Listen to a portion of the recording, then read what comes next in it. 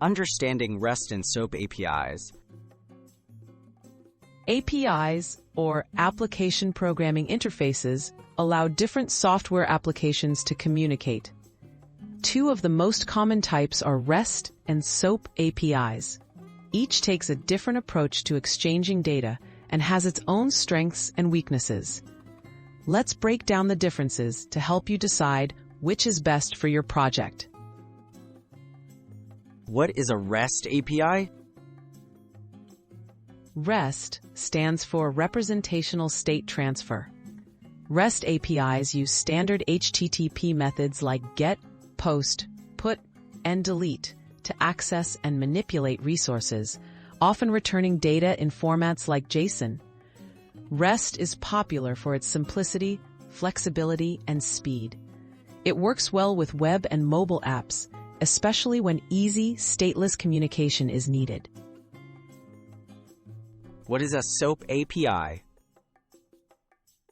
The following poly APIs rely on strict standards and use XML to format messages. They include built-in error handling and security features. SOAP is often used in enterprise and financial settings where strong contracts, data integrity, and advanced security are required. How do REST and SOAP differ? While both enable data exchange, REST is more lightweight and easier to use, favoring speed and flexibility. SOAP is heavier and more rigid, but it offers formal standards and extensive security options. REST is well-suited for quick, scalable web and mobile applications. SOAP is often chosen for complex scenarios needing strict data validation and formal communication.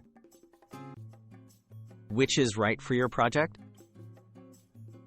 Choose REST if you need a simple, fast, and scalable API, and your priority is ease of use or mobile support. Go with SOAP if your project needs strong contracts, reliability, and advanced security, such as in banking or enterprise systems.